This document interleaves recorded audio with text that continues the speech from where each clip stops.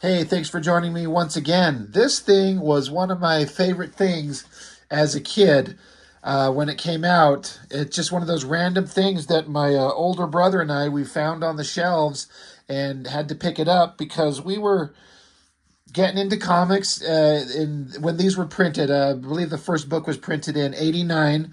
So my older brother and I were just getting into comics, and we were getting pretty fond of the X-Men, and this guy with knives coming out of his hands, this Wolverine guy, he was kind of far and away the most interesting guy at a glance, to especially to kids.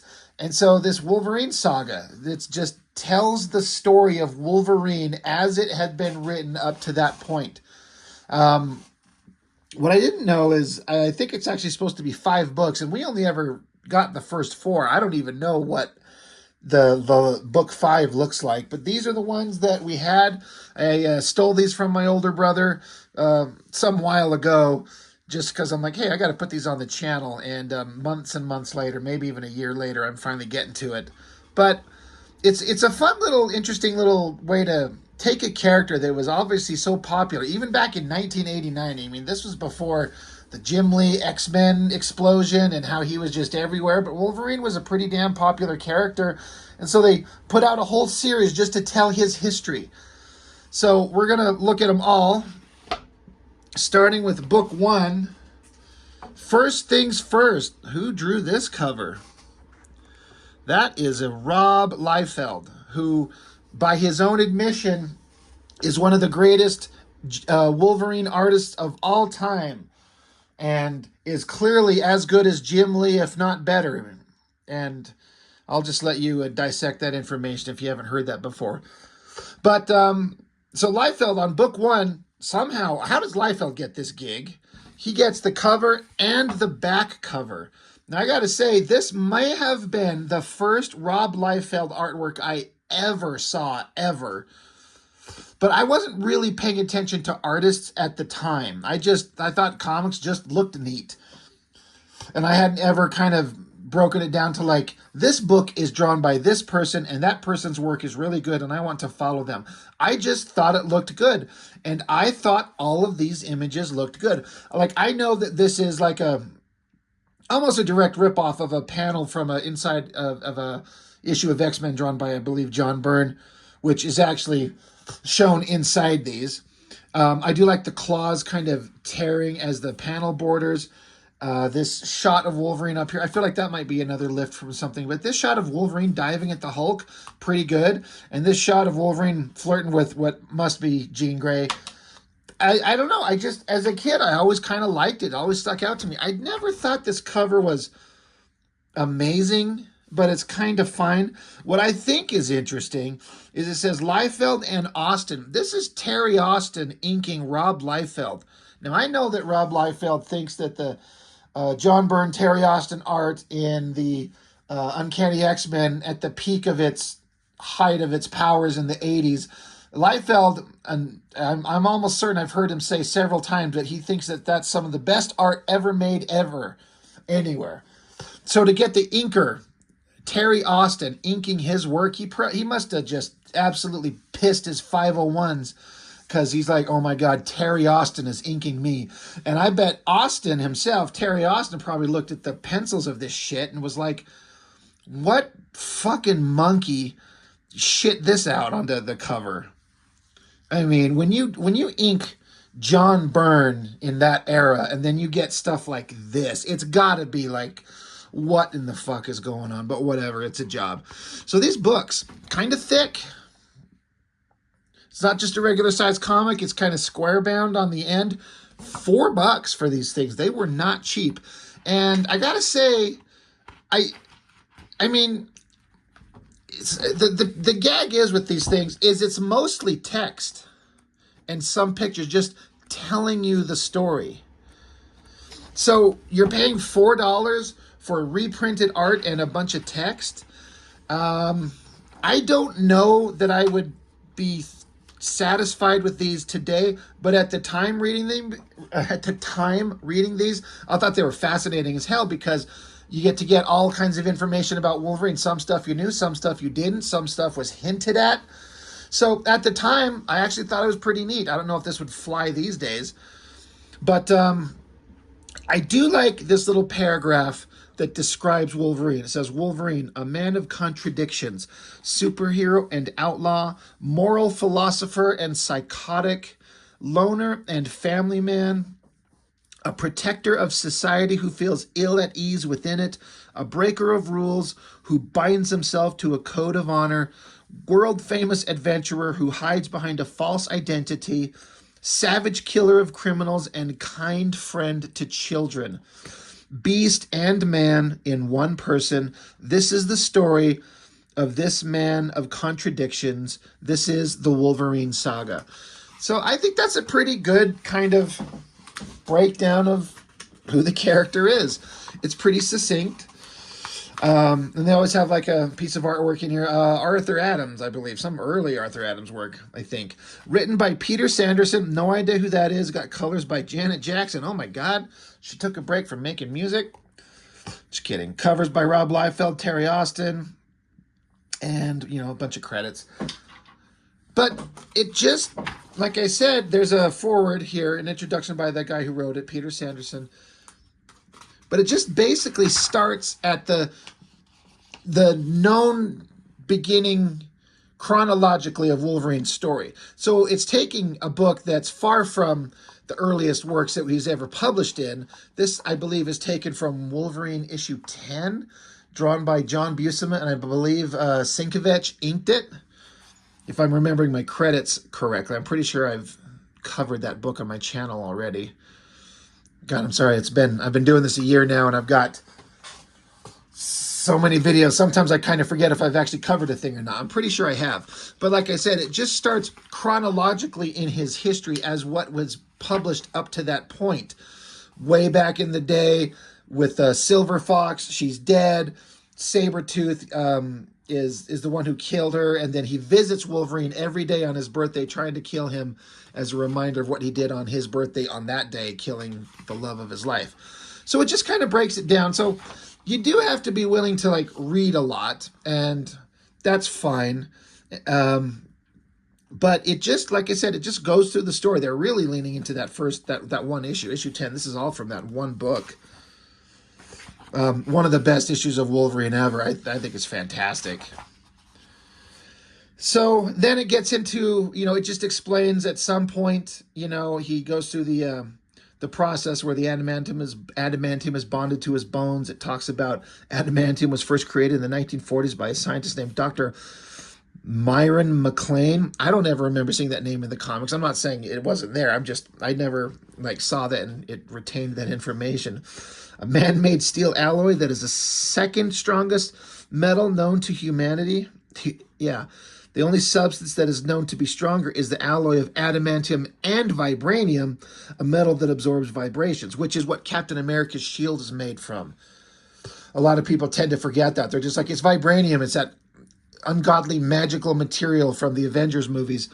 But they couldn't say adamantium because that was with Wolverine. That was with Fox Studios, so they can't cross them over. But yeah, the best version of any kind of metal is mixing the two, and that's what Captain America's shield is, and that's pretty badass.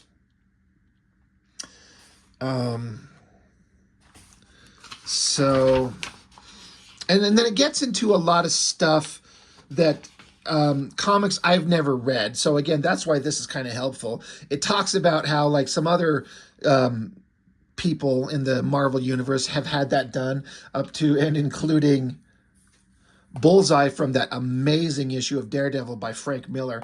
I've covered that book. I've got a really ratty-ass old copy of it that I've read over and over and over as a kid. Is my first issue of Daredevil ever. Had no idea what was going on, but jumping into the world of Daredevil in that era by that artist and writer in this story, one of my favorite comics of all time. But yeah, Bullseye had it done after he lost this fight to Daredevil.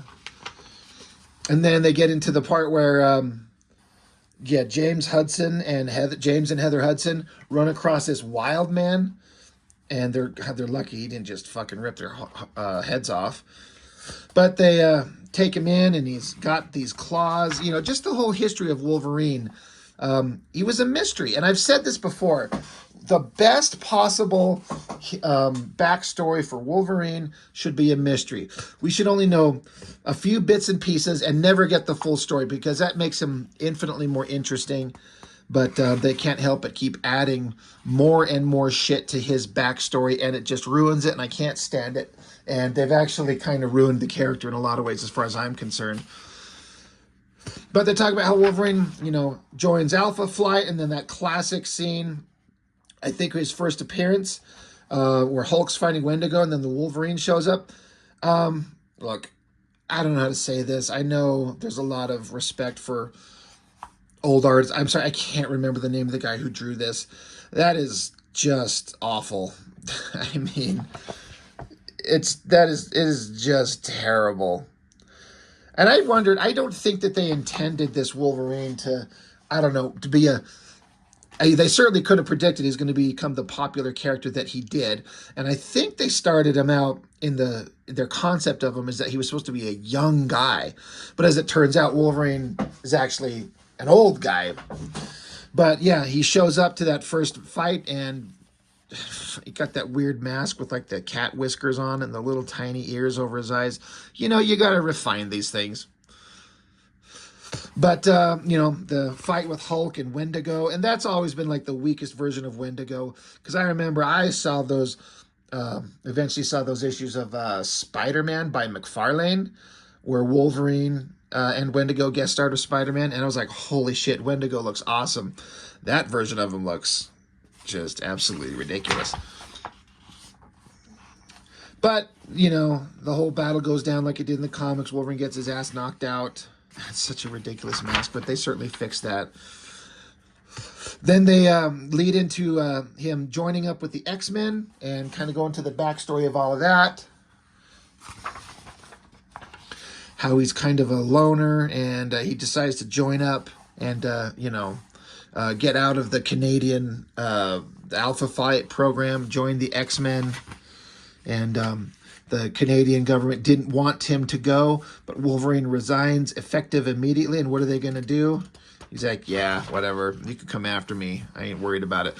So then he joins the new X-Men. And that was like a major turning point with the characters where, I mean, honestly, as I do understand it, the X-Men books weren't doing that well, but the all-new, all-different X-Men, where they introduced all these other characters, is where it kind of, then it becomes the X-Men that we start to recognize in their peak form. Somebody from Canada, Japan, Ireland, Africa, Russia, Germany, and Native American. And then the whole story of the island. What the hell is it? Krakoa, Krakoa.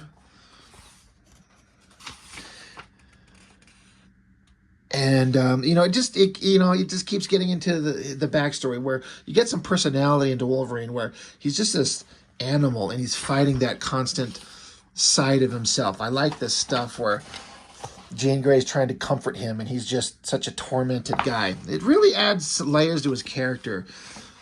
The tormented guy that not everyone understands. They get to a part where they start to introduce Sabretooth, but it's just like his hands grabbing him, throwing him into the water.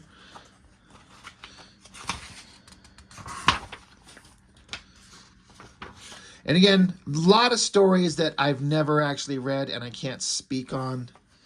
I don't know that much about it. It's just the kind of the basics of it. I like how they obviously got Wolverine's mask looking pretty badass. There. They, eliminated the whiskers. Like, it was a costume design that was close to being really good, but they just had to refine it some more. But yeah, getting into his X-Men adventures. Had all kinds of good times with the X-Men, right?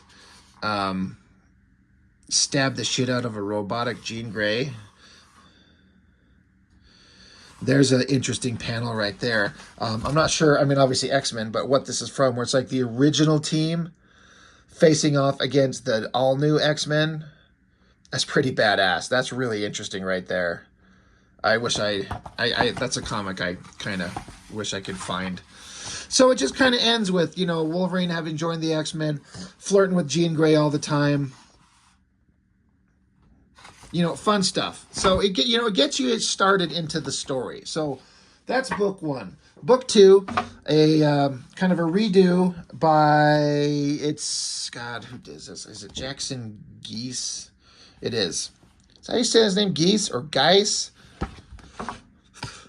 He did a badass Deathlock miniseries, at least the first 2 issues of the 4. I've already gone over those. Are some of my favorite art in comics. But anyway, and I've also reviewed the classic X-Men issue of the Phoenix Saga where Wolverine tears into these guys.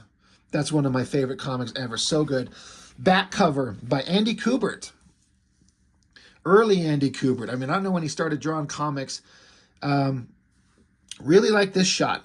Really intense. His hair looks kind of silly. His early kind of hair design with these little points. Sometimes artists had a hard time portraying a way that just doesn't look absolutely ridiculous. But the intense look on his face and the claws, I mean, that works. I'm really into that. So it's interesting that Liefeld got front cover and back cover. And on the subsequent ones, it's different. Front cover is someone else. Back cover is someone else. Interesting. The claws here, no blood on them. Claws here, little bit of blood on them. I'm actually flipping through the others. Does it get worse? Not necessarily. It's basically the same. I wonder why there was no blood on the first book. That is interesting. Great shot of Wolverine there in the dark. Not sure who drew that.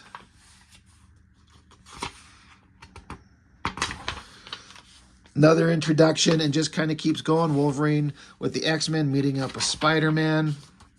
And some of the stories, the classic well-known stories of X-Men, Colossus, they're fighting Juggernaut. Juggernaut bitch slapping the shit out of Wolverine. And again, these are all stories that one of these days maybe I can find big collections of. It'd be nice to kind of read all these old stories. These are ones that I have never actually got to read. This was an interesting part, or just as a kid, it was just, I don't know, I thought it was interesting how Wolverine's jumping down to the water to rescue Storm, and he has to breathe air into her by, kissing her. And, of course, he's saying, hope this is as much fun for you, sweets, as it is for me. That was a little creepy. I always like that panel right there. Well, where stupid Wolverine maybe doesn't understand that the guy who can control metal will throw his dumb ass around really easy. Just have fucking Storm shoot him with a bolt of lightning. The classic Wolverine Cyclops feud that's been going on forever. Getting into the Shi'ar Empire and Eric the Red. Is that who the name that asshole is? Yeah, Eric the Red. Again, stories that I'm aware of the basic concept of them, but I haven't actually read yet. There's this ridiculous outfit that they put him in for some reason. One of these issues with like the bone necklace and bone belt. So stupid. But then it starts getting into some of the stories where I started picking up stuff that I knew, where Wolverine talks about how he was going to go hunting. She's like, let's see, I want to make sure I'm not missing it. It was an interesting set of lines and dialogue in here. Like Storm's like, you would take the lives of innocent animals, not for survival, but merely for sport. He says, even if I would, broad, what flaming business is it of yours? Damn, Wolverine. Just calling Storm a broad. This must be before they got real close. He said, I said hunting, honey bunch. I said nothing about killing. Takes no skill to kill. What takes skill is sneaking up close enough to a skittish doe to touch her. And so Storm says, Wolverine, I'm sorry, I misjudged you. And he says, I could care less, Aurora. You've all been misjudging me since the day I joined this outfit. So I like that. He's like, I can sneak quietly through a jungle up to a deer and just touch it. Like, that's, like, I got you. I could have killed you. What's his name? Hudson? what's the superhero name? God, I know it says it here. Why can't I remember this guy's name from Alpha Flight? Oh my God. Anyway, he busts up through the ground and socks it to Wolverine. And because they wanted to get him back involved with the Canadian program. So yeah, it's hard to kind of break all these things down when there's so many stories to tell. There's that shot right there. That looks amazing. And then Liefeld did his piss-ass poor version of it. I mean, that's not bad, but that is so much better. The intensity on it, where they were trapped by... Who's the dumbass that trapped him? Is this Mesmero? And just through constant force of will, he's like pulling on these chains nonstop. And after enough time, they just weakened and snapped, and he got himself free.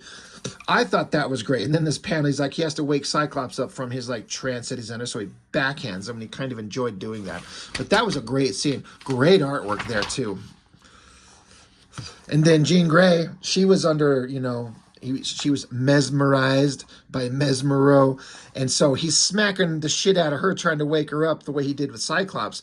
It doesn't work on Jean. So one, that shows that Jean Grey's a lot tougher, and two, kind of shows that Cyclops might be a little bit of a, like a little bitch.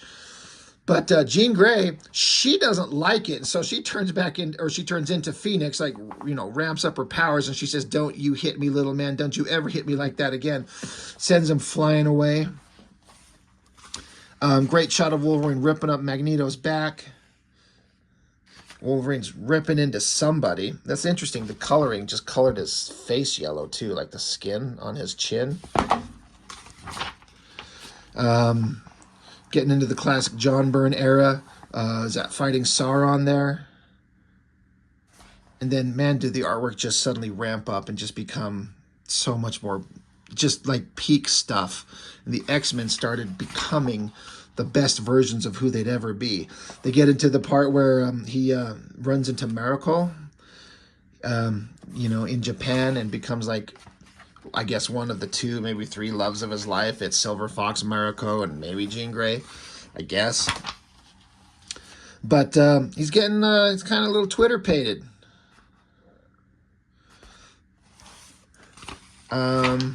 Anyway, there's some, you know, the stories keep going on. There's this weird-ass, I mean, that way to draw like the flannel shirt, just make a straight grid pattern. It's really strange. Sasquatch shows up at some point, just slams him up against the wall and knocks his ass down like he's unconscious. Always involved with Alpha Flight and having to get away from them. This was another interesting part. Again, comics I haven't read, but Colossus was having a hard time. Let's see, I'm trying to... Yeah, Colossus was, he was down, he was depressed, and he's in the training room, and these walls are pressing in against him, and he's strong enough to stop them, but he doesn't have it in him. So Wolverine crawls in there, is like, if you let these walls crush you, they're going to take me out with you. You got to, like, pull yourself together, and it kind of gets him kind of angered and pulls him out of his funk a little bit to stop these walls, and just, you know, he's trying to help out a teammate that's not doing well. I think that was kind of an interesting scene. Wolverine's just trying to help somebody by tough love. Now this gets into where I had started reading the X-Men stuff in the classic X-Men comics, which I have reviewed several of them, all the way up through the end, from this issue right here, all the way up until the end of the Dark Phoenix saga. There's still more to go over that I have, but this was some of my favorite stories ever told. I loved this stuff here when they had to fight the Proteus, the guy who can warp reality, and this scene where Wolverine just was going through it, trying to get to this guy, and he was just warping his reality, making Wolverine feel like he was shattered glass or rotting corpse, cutting his own guts out. Like, this was some of like the most interesting comics I'd ever read. And I'm like 12 years old reading this shit going, This is so interesting. It's so profoundly good. And I did a whole video on this issue where in the next book, after Wolverine went through this horrible thing, he was actually gun shy, for lack of a better term. And he was shaking, and Cyclops recognized it. And so he attacks Wolverine and they fight. And Cyclops is doing it to get Wolverine to snap out of it. Like, come on, snap out of this. If you don't snap out of this now, you might never do that. And for Wolverine, that's a fate worse than death. So Wolverine is getting helped here by Cyclops in the same way that he helped Colossus on the previous page. Then we get into the, I always remember the scene where Wolverine's stomping out of a room because Professor actually been gone for a while. He comes back and starts bossing Wolverine around. And Wolverine's like, I ain't a fucking kid. And then we start getting into the Dark Phoenix saga. Starting out with the Hellfire Club. Went through all of these issues in my on my channel here. That great classic scene right there where Wolverine gets his ass kicked, but then he's going to come back and take on all these guys. This scene from the cover of the book. Great stuff. Such good characterization. Great comics. The whole Dark Phoenix saga where Jean Grey turns into the Phoenix. He tackles her and was going to kill her. He could have. He had a momentary... He had just a brief moment where he could have killed her and just stopped everything. But she snapped out of it and became herself and begged him to do it. And therefore he couldn't. And so thus happened the Dark Phoenix saga. Again, I went through all those books one by one. They're some of my favorite comics and some of my favorite videos I've done. And all of this stuff has gone over in those. And there's a point where Wolverine changes his outfit. And like Wolverine, or he's in his new outfit, different color. It's not the like yellow and blue, it's the brown and tan. And Nightcrawler asks him, why'd you change? And Wolverine's like, why not? I'm like, oh, all right, great. So that's book 2. Book 3, we get a cover by an artist, I don't know who this guy is.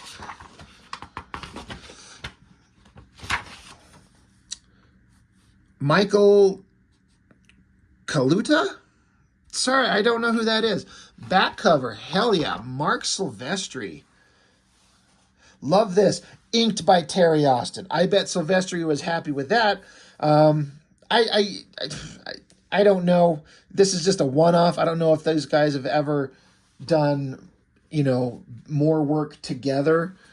Austin and Silvestri. You know, in this era, Silvestri's best work was inked by Dan Green, and we all know that. But great cover, or back cover, you know, Wolverine making out with Jean Grey, fighting Lady Deathstrike. There's a scene where he becomes like a space god and then facing off against Sabretooth. Nice back cover with Mark Silvestri art. So the whole saga continues. I believe that's a John Buscema art from the Wolverine, like, he got to spin off into his own comic, and for some reason they put this like meshed shit over his eyes, like a Robin type mask of some shit he just ripped off of something and just covered up his eyes. It's one of the stupidest concepts I've ever heard them come up with. It's so not necessary. That aside, great drawing. And then Wolverine in the brown and tan Jesus, I can't speak. The brown and tan costume. It felt like it was like Wolverine had kind of matured.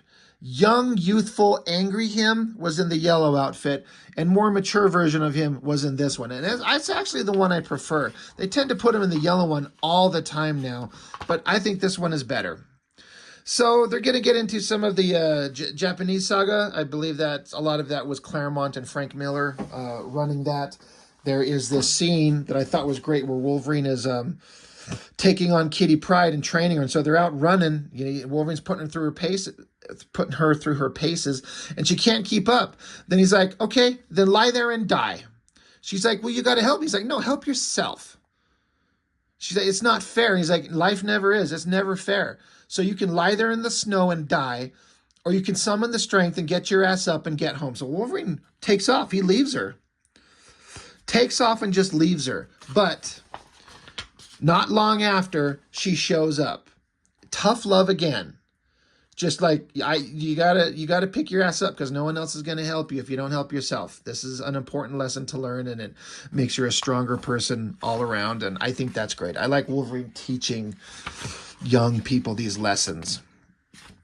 And then Ogun, this character that becomes a major part in Wolverine's story as this comes up. Again, I haven't read these. I know the basic premise of the story, and I do have the Wolverine. God, that Frank Miller, it was like a mini series that I did Claremont help him write that. I've got it. I just haven't reviewed it yet. But this whole scene where this Ogun in Japan stabs Wolverine through there, and then there's this intensity as his berserker rage comes out because he was losing this fight, but then the berserker rage takes over, and he finally is able to defeat him. That was an interesting. I didn't know about the berserker rage at this point. Very interesting stuff. But Wolverine ends up having to kill the guy because, I haven't read this, but I know that I guess Kitty Pryde was manipulated by him. So he gave her the option to take a sword and kill him, which he was going to honorably accept. But he had his claws out. He was going to take her down if she chose to kill. And she did not, and she learned her lesson. Again, Wolverine's teaching her. But then Ogun gets up and grabs the sword, is going to kill her, but he tells her to phase, and she does, and so Wolverine stabs through her into his chest and kills him. That's pretty badass. And Wolverine takes a slice, but of course he's going to be fine. More stories that I'm not quite sure of because I've never read them. I guess Kitty's sick of Wolverine puffing on a cigar, so she's going to try it. He's like, all right, good job. And she takes a puff, and it doesn't work, or she doesn't like it, because who would? I actually kind of like a cigar, if I'm being honest. More stories I'm not sure on here. More with Heather Hudson. Lady Deathstrike. I think this is before she got turned. I mean, this has to be before she got turned into that, like, mutated version with, like, her own adamantium finger claws. She's just like a samurai.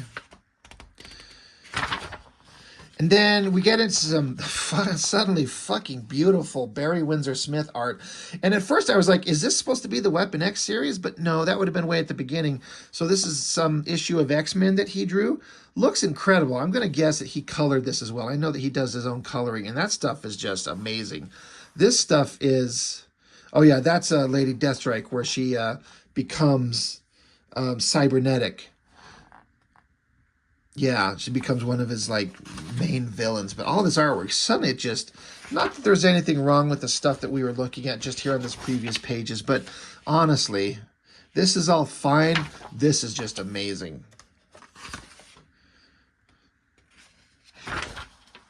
And it continues. Lady Deathstrike, instead of just being a chick holding a sword, she's got these claws that she can fight him, kind of take him on one by one. And I think it's the starting of the Reavers.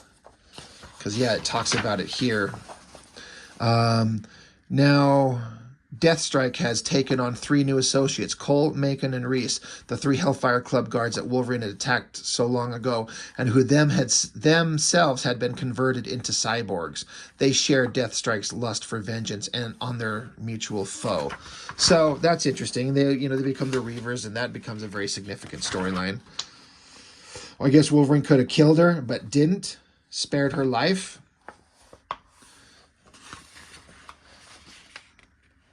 So, there's a story of the Rachel Summers, alternate future version of the Phoenix. Again, haven't read that. And I guess they're getting back into Sabretooth, which, I like the character of Sabretooth. That early costume design is just ridiculous. I don't know how you make that work.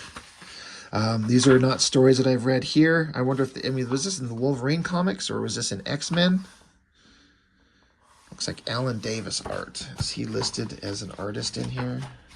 Or is it in the back? Artist, Alan Davis. I mean, it looks like Alan Davis art. Anyway, there's a scene where Wolverine comes home drunk and the X-Men are making fun of him. There's a scene where Wolverine's making out with punk rocker Storm. That's a great drawing. Drawing people kissing is hard, and Wolverine is a stud. Storm is getting it. Love it.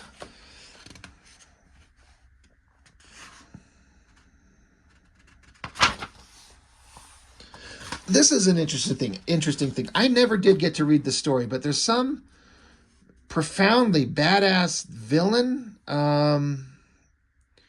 Horde, I guess is his name. And there's this crystal, the crystal of ultimate vision. And whatever the hell was going on in whatever comics, I mean, this is the only time I ever read this story, or at least a breakdown of it, is that Wolverine couldn't beat this guy, and he was crawling towards the crystal, reaching out for it, and then this Horde guy picks him up and pops out the claws from his hand and rips Wolverine's heart out. He says the Horde sank his claws deep in Wolverine's chest because he says, oh yeah, the Horde says, you have a noble, courageous heart, Wolverine. I think I'll keep it as a trophy. Rips his heart out and kills Wolverine. He says, had Wolverine been anywhere else, he would have been doomed, but even as Horde ripped Wolverine's heart from his body, a single drop of Wolverine's blood splattered on the nearby crystal of ultimate vision. And then the crystal began to glow, and Horde realized, without quite knowing why, that defeat was upon him. The crystal's immense power magnified the mutant healing factor present in the genetic code of the cells in that single drop of Logan's blood. Wolverine was resurrected in an entirely new body that took form before Horde's amazed eyes. Wolverine floated in the air, looking down at the corpse his spirit had so recently inhabited. So there's his dead body, and there's like a ghostly reborn version of him. And so he defeats this Horde guy, but then for whatever the hell this crystal thing is, it gives him God powers. Wolverine did not pay attention to Horde's demise, for his mind was filled with new sensations.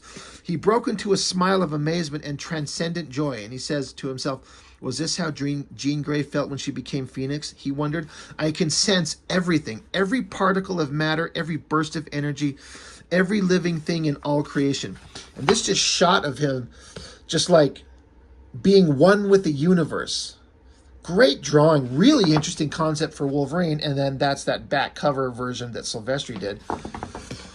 And so Wolverine realizes he could not only sense everything in the universe, but he now had the power to shape it to his will. The universe, mine, to do with as I wish. I can touch every soul with an awareness of honor, decency, courage. I can transform, shape, create, heal, destroy.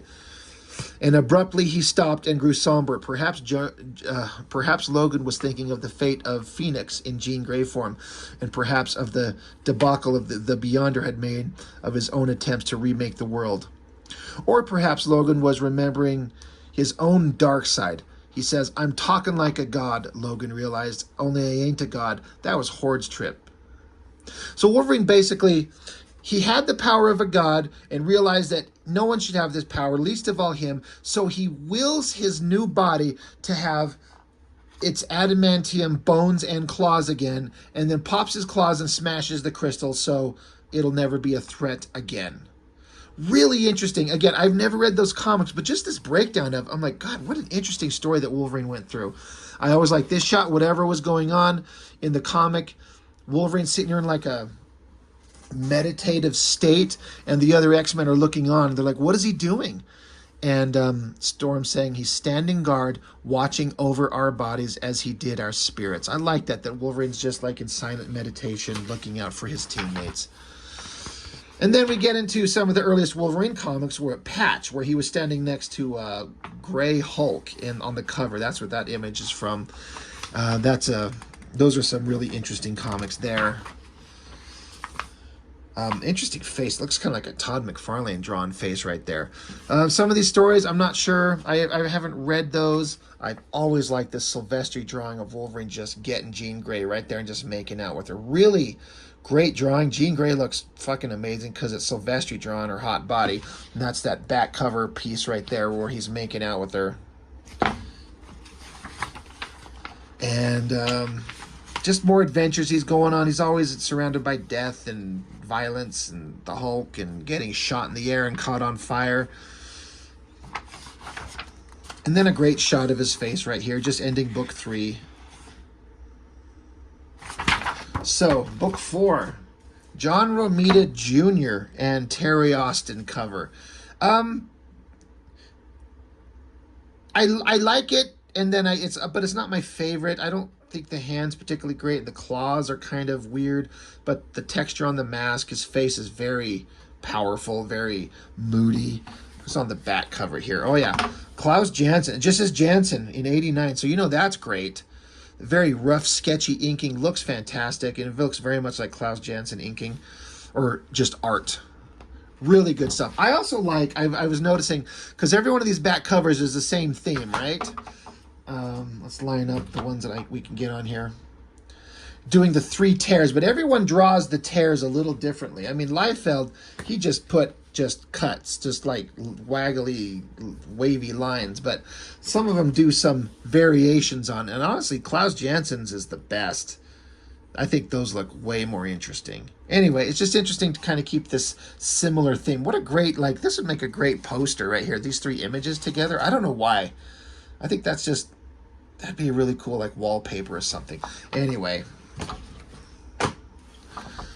On to book 4.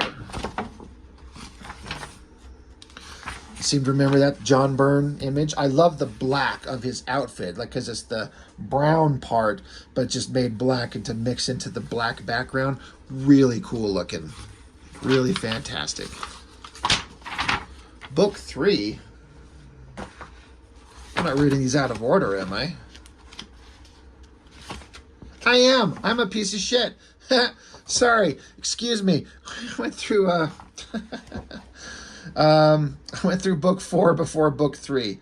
And if I was a good YouTuber, I would just edit these around, but I don't do any editing, so fuck me. Sorry. I'm terrible at this. I had them in the wrong order. But just kind of going on with more of the same. Wolverine making friends. He got very friendly with Nightcrawler. They were really good friends. There was a scene where this woman was going to become a vampire, and Wolverine had to stab her in the heart. She got to see a sunrise as her last thing she gets to see before the sun comes up. There's a part with the Brood who take them over and impregnate them or whatever, and they're going to change into these lizard creatures, and Wolverine is fighting that process, and his healing factor keeps him from turning into that creature. But I believe the rest of the X-Men were infected too, and Wolverine's thinking, I'm going to have to kill all of you. Maybe I should do it before they turn into these monsters. That'd be another story I'd actually be really interested to read. He's always kind of continuing his relationship with Mariko, and she's getting slapped around, so she's beat up, and you're going to do that to someone Wolverine loves. He's going to pick you up by the throat and stab you to death. But then Lord Shinga, Mariko's father, he doesn't dig Wolverine, so they have a sword fight, but they only allow Wolverine to fight with a wooden sword. They both have wooden swords because he's not worthy of a metal sword. So Wolverine gets his ass kicked with a wooden sword, so he eventually gets pissed off and pops his claws, and Lord Shingen, he's like, oh, great, that makes it even better, and he still kicks his ass and, you know, throws him out into the city. I believe this is all the Frank Miller Wolverine series, all that type of stuff. Again, I've got that book. I need to read it and put it up on the channel. Just Wolverine getting all these adventures in Japan, making friends, building up his love interest. Yukio, they always made her look kind of ugly, but I mean, a very cat-like face. But Wolverine fighting ninjas, that's good times, you know. It's a shame the movies have never quite got that right. Wolverine gets his opportunity to show back up to Lord Shingen and, you know, have a proper battle. And, of course, Wolverine wins. And he's won the heart and the right to marry Mariko, this thing that's been building up for a long time. And he sends a wedding invitation to the X-Men. You are invited to our wedding. This is where Wolverine's life could have gone into a very happy place in theory. But, of course, shit doesn't work out that way. These issues of the X-Men comics, drawn by Paul Smith, great comics. I can't wait to get into those. Wolverine takes on Silver Samurai. Rogue has joined the team, and she got blasted there. That's a great scene in the comic where she earned Wolverine's respect by jumping in the way of a laser blast from Viper, protecting Wolverine and I think Mariko. I think it was her too. But and she was going to die to protect him. And then this woman who was once an enemy has now earned a place on the team of the X-Men and earned Wolverine's trust. We also learned that douchebag fucking mastermind has been manipulating Mariko as well. And basically at the altar leaves Wolverine, and he actually cries.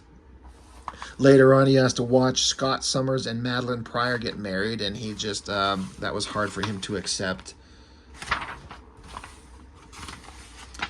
A